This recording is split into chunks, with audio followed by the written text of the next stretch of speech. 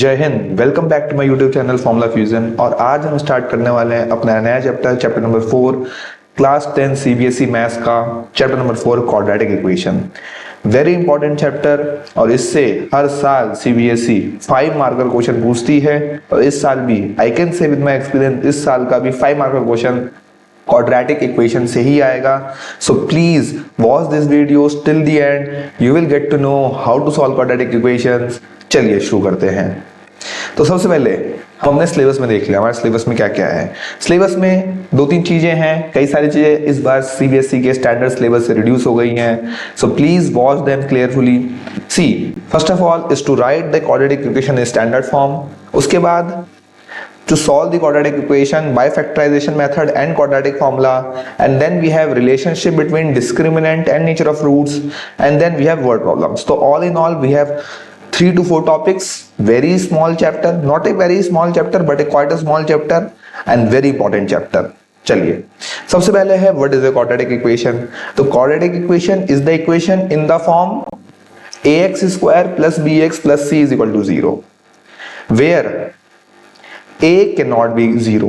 अगर a he zero हो गया तो ये वाला टर्म क्या हो जाएगा, जीरो हो जाएगा। और अगर जीरो हो जाएगा तो हमारे पास कोई भी ऐसा टर्म नहीं रहेगा जिसमें वेरिएबल की पावर क्या होगी, 2 होगी। तो it is important that a should not be equal to 0. What are a b c? A is a coefficient of x square, b is a coefficient of x and c is a constant। ठीक है, where a cannot be 0. This is the standard form to write a quadratic equation। हमेशा x square वाला term से आगे लिखो, उसके बाद linear term मतलब x वाला टर्म, उसके बाद constant then equal to 0। This is the standard form to write any quadratic equation। तो क्वाड्रेटिक इक्वेशन होने के लिए आपके पास एक स्क्वायर वाला टर्म होना ही चाहिए। ठीक है, तो एक बहुत सिंपल सा क्वेश्चन आता है, check whether the following are quadratic equation और नॉट। इनमें से ये जो क्वेश्चन दे रखा है आपको ये चेक करना है कि ये क्वाड्रेटिक है या नहीं है। तो इसको सॉल्व कर लेते हैं। x प्लस 1 का whole square is x square plus 1 plus 2x is equal to 2x minus 6। दोनों को एक तरफ ले आए तो x square plus 2x minus 2x plus 1 plus 6 is equal to 0। तो what you will get, x square plus 7 is equal to 0। तो इसमें x square वाला टर्म है, yes, तो it is an quadratic equation। तो ये quadratic equation है। अगर x square वाला टर्म नहीं होता तो ये क्वाड्रेटिक इक्वेशन भी नहीं होता। तो ऐसे ही सिंपल से क्वेश्चन होते हैं to check whether the following questions are quadratic और नॉट। तो we will not discuss that in detail, that will leave up to you. हम स्टार्ट करेंगे अपना नया topic, that is our solving the quadratic equation. Solving the quadratic equation का क्या मतलब है, getting the value of x। x की value निकालो, x की ऐसी वैल्यू निकालो जो उसको सेटिस्फाई करे मतलब अगर हम उसको इक्वेशन में पुट करें तो लेफ्ट हैंड साइड और राइट हैंड साइड बराबर आए, उसको बोलते हैं getting the value of x। किसी क्वाड्रेटिक इक्वेशन को सॉल्व करना। अब क्वाड्रेटिक इक्वेशन को सॉल्व करने के लिए आपके पास दो तरीके हैं। सबसे पहला है फैक्टराइजेशन मेथड। फैक्टराइजेशन मेथड में भी हम सबसे ज्यादा जो इंपॉर्टेंट होता है that is your middle term splitting. ठीक है, आप लोगों ने छोटी क्लासेस में मिडल टर्म स्प्लिटिंग के बारे में थोड़ा बहुत सीखा होगा।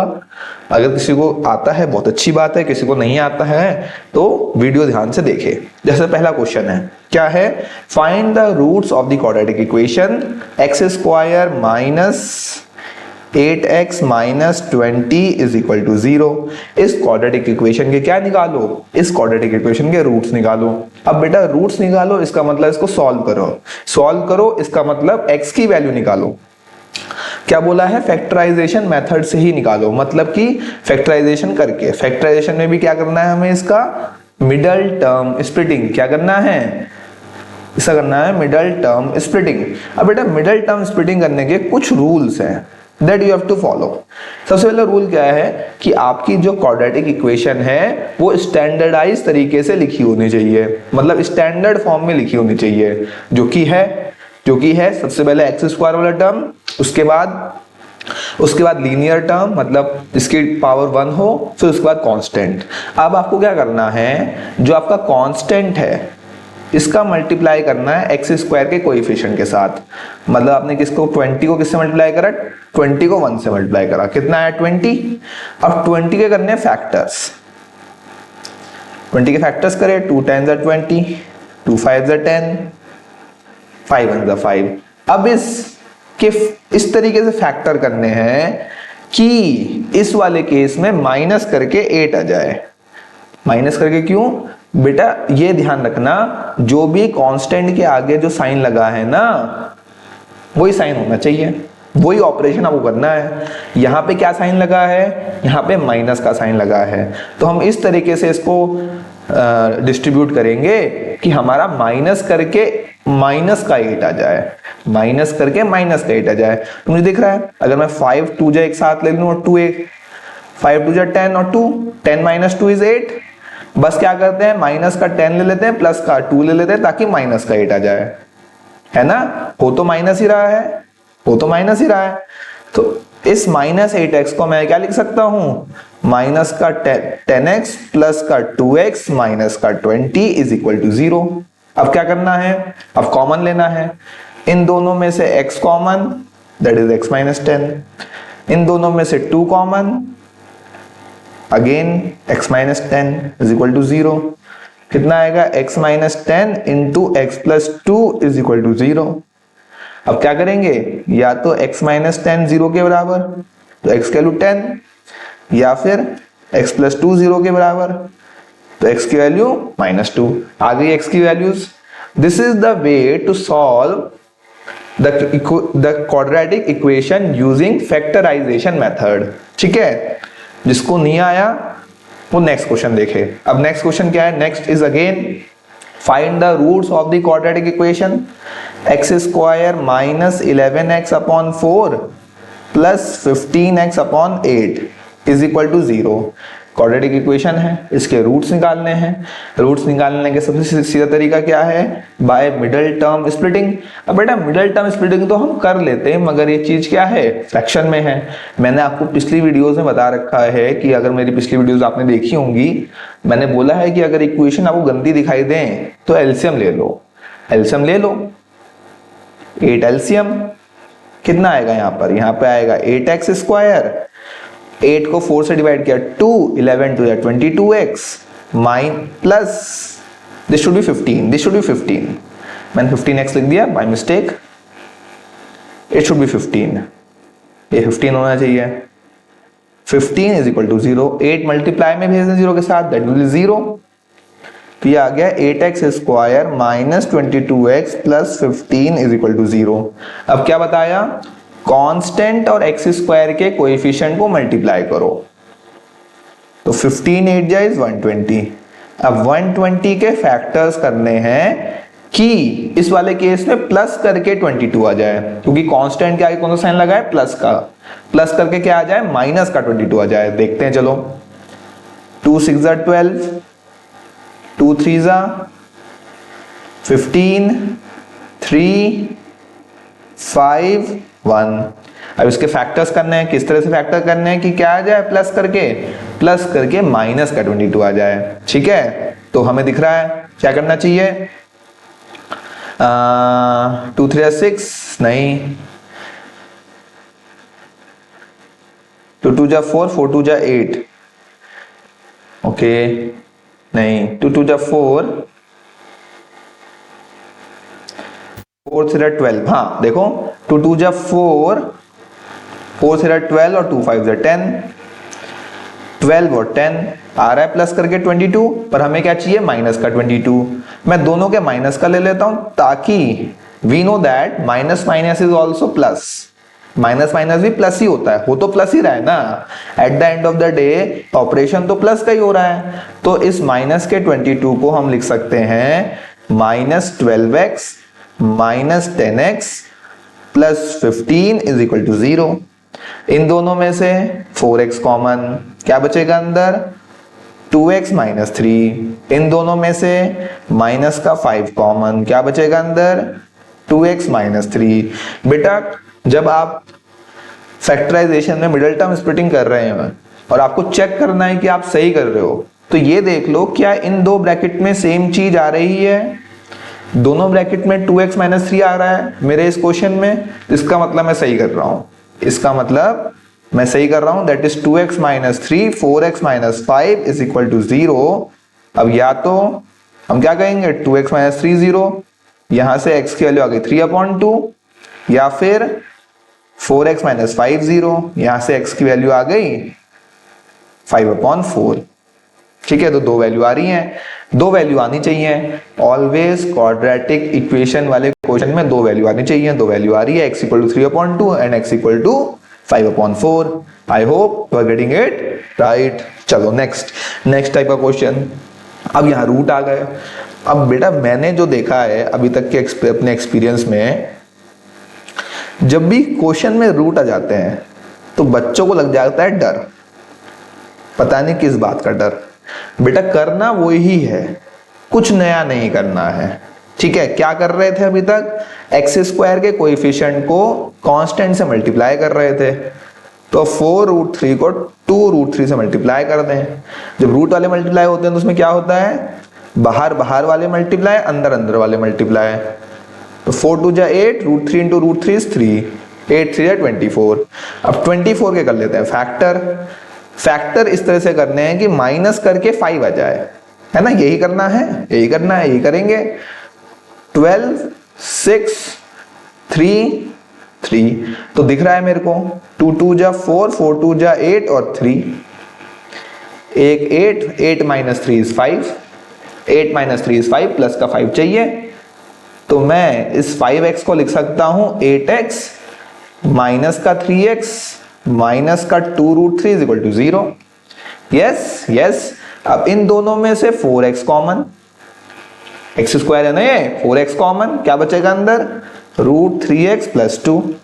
अब बेटा इन दोनों में से √3 कॉमन, भले यहां √3 नहीं दिख रहा है, -3 में √3 नहीं दिख रहा है, मगर क्या इस 3 को मैं √3 इंटू √3 लिख सकता हूं, √3 इंटू √3 इज 3, तो यस, माइनस का √3 कॉमन, कितना आएगा, √3x प्लस का 2 इज इक्वल टू 0। तो ये आ गया √3x plus 2 into 4x minus √3 is equal to 0। तो x की वैल्यू क्या आ रही है, x की वैल्यू या तो माइनस का 2√3 या फिर x की वैल्यू आ गई √3/4। बेटा फॉर मैथमेटिकल अंडरस्टैंडिंग हम ये मानते हैं कि रूट डिनोमिनेटर में नहीं छोड़ना है, तो यहां पर रूट डिनोमिनेटर में आ रहा है, तो बेसिकली रैशनलाइज इट। इसको रैशनलाइज करने के लिए क्या करेंगे, √3 से मल्टीप्लाई, √3 से डिवाइड, तो x की वैल्यू कितनी आ गई, -2√3/3 एंड √3/4। ठीक है, I hope it's been clear. Should we move ahead?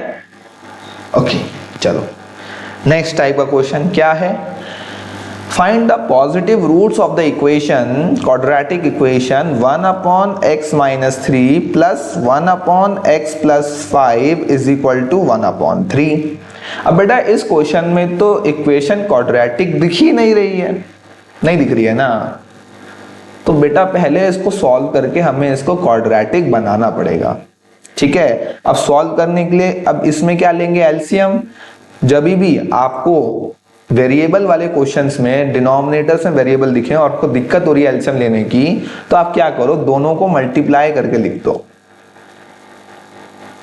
ठीक है, x minus 3 into x plus 5। अब x प्लस 5 को 1 से मल्टीप्लाई और x माइनस 3 को 1 से मल्टीप्लाई, मतलब कहने का मतलब है x प्लस 5 को इससे मल्टीप्लाई, x माइनस 3 को इससे मल्टीप्लाई, और दोनों को मल्टीप्लाई करके मैंने नीचे लिख दिया है, कोई दिक्कत ही नहीं है। सॉल्व कर लेते हैं हम, x plus x is 2x plus 5 minus 3 is plus का 2 upon x into x is x square plus 5x minus 3x multiply कर दिया, x को x के साथ x स्क्वायर, x को 5 के साथ 5x, माइनस 3 को x के साथ, माइनस 3 को 5 के साथ, माइनस का 15 इज इक्वल टू 1/3। अब क्रॉस मल्टीप्लाई कर दें, 3 2 जा 6x plus 6 is equal to x square, 5x minus 3x is plus का 2x माइनस का 15, 6x प्लस 6 को दोनों को राइट हैंड साइड उठा के ले आए, उठा के फेंक दें तो x square plus 2x minus 6x minus 15 minus 6 is equal to 0। कितना आएगा? X square minus 4x minus 21 is equal to 0। ठीक है कि नहीं? अब फिर से 21 और 1 को मल्टीप्लाई करेंगे 21 आएगा। 21 के फैक्टर करने हैं कि माइनस करके 4 आ जाए, तो 7 3 21, 7 माइनस 3 इज 4। हमें क्या चाहिए? माइनस का 4 चाहिए। माइनस का 4 चाहिए तो मैं क्या करूं? माइनस का 7x प्लस का 3x minus 21 is equal to 0। अब इन दोनों से x कॉमन, तो x माइनस 7, इन दोनों से 3 common, again x minus 7 is equal to 0। कितना आएगा? x minus 7 x plus 3 is equal to 0। अब यहां से या तो x माइनस 7 0 तो x की वैल्यू 7, या फिर x प्लस 3 0 तो x की value minus 3। I hope you are getting this all correct. Yes, should we move ahead? Okay, चलो आगे बढ़ते हैं। आहा, क्या बढ़िया क्वेश्चन है। एक बार आप लोग ट्राई करो इस क्वेश्चन को, और जिससे हो जाए please comment down in comment section कि मैंने इसको उसी अप्रोच से करा जैसा आप कराने वाले हो। ठीक है? क्योंकि मैं इसकी एक अप्रोच बताऊंगा that is very simple, that is not calculative, बिल्कुल भी कैलकुलेटिव नहीं है। ठीक है? कईयों के दिमाग में आ रहा होगा कि सर ऐसा करते हैं, 2x प्लस 3 का होल स्क्वायर दिख रहा है, खोल देते हैं, सॉल्व कर लेंगे, एक क्वाड्रेटिक इक्वेशन बन जाएगी। फिर उस क्वाड्रेटिक इक्वेशन को जो अभी तक पढ़ा है मिडिल टर्म स्प्लिटिंग से, उससे सॉल्व कर लेंगे। बिल्कुल सही सोच रहे हो, इसमें कोई दिक्कत ही नहीं है, ऐसा भी कर सकते हैं। मगर कुछ लोग स्मार्टली जिन्होंने ट्राई किया वो उन्होंने कहा होगा कि सर यहाँ पे भी 2x प्लस 3, यहाँ पे भी 2x प्लस 3, ऐसा करते हैं 2x प्लस 3 को अभी के लिए भूल लेते हैं और 2x प्लस 3 को अभी के लिए t ले लेते हैं। मैंने कहा बहुत बढ़िया काम कर रहे हो। अगर t ले लें तो 4t square minus t minus 14 बन जाएगा। मैंने कहा अरे वाह, तुमने तो इक्वेशन को छोटा कर दिया। इक्वेशन छोटी हुई, ऐसे करते हैं सर, अब जो कर रहे थे वो ही करते हैं। 14 को 4 से मल्टीप्लाई करें 56 आएगा, 14 4 56, और 56 के ऐसे फैक्टर करें कि 1 आना चाहिए, माइनस करके 1 आना चाहिए। तो मैंने उनसे कहा कि देखो बेटा ऐसा करते हैं, 8 7 जो 56 होता है उसको लिख लेते हैं। तो मैंने कहा हाँ सही है सर, बहुत सही कर रहे हो, करो। फिर 4t को इन दोनों में से 4t कॉमन ले लें तो t माइनस 2 बचेगा, इन दोनों में से 7 कॉमन ले लें तो t माइनस 2 बचेगा। यस, तो यह जाएगा t माइनस 2 4t प्लस 7। तो यहां से सर ऐसा आएगा कि t माइनस 2 0 तो t इज इक्वल टू 2, और यहां से sir 4t plus 7 is equal to 0 तो t is equal to minus 7/4। पर हम बोले कि बेटा क्या यही आंसर है? बोले नहीं सर, आंसर तो ये नहीं है, क्योंकि हमें t की वैल्यू थोड़ा निकालनी है, हमें तो x की वैल्यू निकालनी है। तो हमें दिख रहा है as t is equal to 2, तो 2x plus 3 is equal to 2, तो 2x is equal to minus 1, x is equal to minus 1/2। तो एक x की वैल्यू तो माइनस 1/2 आ गई। दूसरी t is equal to 7/4, that is minus 7/4। t की value क्या है? माइनस 7/4। तो 2x plus 3 is equal to minus 7/4। 3 को इधर भेजें तो माइनस 7/4 माइनस 3, कितना है 4 एलसीएम, माइनस 7 माइनस 12। तो x is equal to minus 19/4, तो x is equal to minus 19/8। दो वैल्यू आ रही हैं, माइनस 1/2 और माइनस का 19/8। समझे? तो इन क्वेश्चन को करने का यही अप्रोच है। अप्रोच तो दोनों अप्रोच है, पर ये वाला ज्यादा सरल अप्रोच है। क्यों? क्योंकि यहाँ पे कैलकुलेशन थोड़ी सी आसान हो जाएगी। आई एम नॉट सेइंग कि यही एक अप्रोच है।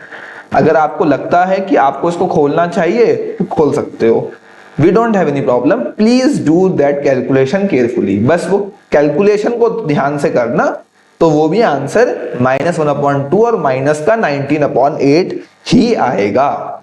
ठीक है बेटा? ओके, चलो अब ये वाला क्वेश्चन भी कुछ ऐसा ही है। 2 times 2x minus 1 upon x minus 3 minus 3 times x minus 3 upon 2x minus 1 is equal to 5। अब किसी को दिखे तो ये ऑब्जर्व करेगा कि बेटा फर्स्ट फ्रैक्शन और जो दूसरा फ्रैक्शन है एक दूसरे का रेसिप्रोकल है। मैं क्या कह रहा हूं कि अगर मैं 2x minus 1 upon x minus 3 को t ले लें, 2x minus 1 upon x minus 3 को t ले लें, तो बेटा ये जो x minus 3 upon 2x minus 1 है ये तो इसका रेसिप्रोकल है। मतलब मेरी जो इक्वेशन बन जाएगी 2t minus 3 upon t is equal to 5। ये तो बहुत सरल बन गई। अब t एलसीएम तो 2t square minus 3 is equal to 5, तो 2t square minus 3 is equal to 5t। अब इसको सॉल्व कर लेते हैं। 2t square minus 5t minus 3 is equal to 0। अब बेटा वही 2 को 3 से मल्टीप्लाई करना है और माइनस करके 5 आना चाहिए। 2 3 6, 6 1 6, माइनस का 60 प्लस का t minus 3 is equal to 0। इन दोनों से 2t कॉमन, t माइनस 3 जिसका कोई नहीं उसका 1, यहां से 1 कॉमन, t माइनस 3 तो यह जाएगा t minus 3 2t plus 1 is equal to 0। तो या तो t की वैल्यू 3 आ गई या फिर 2t प्लस 1 0 होगा तो t की वैल्यू माइनस 1/2 आ गई। पर हमें क्या t की वैल्यू चाहिए? हमें तो x की वैल्यू चाहिए। हमें पता है t क्या मान रखा हमने, 2x minus 1 upon x minus 3 is equal to 3। Cross multiply कर लें, 2x minus 1 is equal to 3x minus 9, इसको उधर उसको उधर, तो 9 माइनस 1 इज 8, x की वैल्यू कितनी आ गई, एक तो 8 आ गई। फिर 2x minus 1 upon x minus 3 is equal to minus 1/2, तो 4x minus 2 is equal to minus x plus 3, तो 5x is equal to 5, x की वैल्यू कितनी जाएगी यहां से 1। ठीक है, दो वैल्यू आ गई और बहुत सरलता से आ गई। मेरा पॉइंट ये है कि आप क्वेश्चन को देखो, उसको ऑब्जर्व करो, फिर क्वेश्चन सॉल्व करना स्टार्ट करो। अंधों की तरह उसको सॉल्व करने मत बैठ जाओ कि हाँ अब तो एलसीएम ले लेंगे, क्रॉस मल्टीप्लाई कर लेंगे और एक इक्वेशन बन जाएगी। वो भी सही है, गलत वो भी नहीं है, मगर क्वेश्चन को अप्रोच करने के कई तरीके होते हैं and I will suggest you कि क्वेश्चन को सरल से सरल तरीके से अप्रोच करो ताकि आपका टाइम बचे। पेपर में पेपर 3 घंटे का है मगर उसको ट्राई करना है कि वो 2.5 घंटे में खत्म हो जाए। और 2.5 घंटे में कैसे खत्म होगा? जब आप हर क्वेश्चन को सही अप्रोच से करोगे। Either you will lose time. Okay, next, use factorisation method to solve abx square plus b square minus acx minus bc। अब कई बच्चे ऐसे क्वेश्चन देख के घबरा जाते हैं, पर ऐसे क्वेश्चन देख के कभी नहीं घबराना है क्योंकि ये क्वेश्चन बिल्कुल ही लो क्वालिटी क्वेश्चन है। हम दिखाते हैं abx square plus b square x minus acx minus bc is equal to 0। अब देखो इन दोनों से क्या कॉमन, bx कॉमन, क्या बचेगा अंदर, a प्लस b। इन दोनों से क्या कॉमन, इन दोनों से सर माइनस का c कॉमन, क्या बचेगा, सॉरी यहां पर ax बचेगा ना, हाँ ax प्लस b।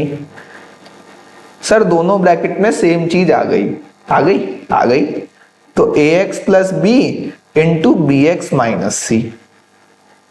तो हम क्या करें, या तो ax प्लस b 0 या फिर bx माइनस c 0, तो x is equal to minus का b upon a, x is equal to c upon b। ठीक है बेटा, आई होप आपको middle term splitting factorisation method समझ में आया। This one question my favourite question, please try to solve this, take this as your homework question. Okay, first solve this and I will tell this solution in our next video. So please do a like, comment and subscribe. Thank you for watching this video. Jai Hind everyone.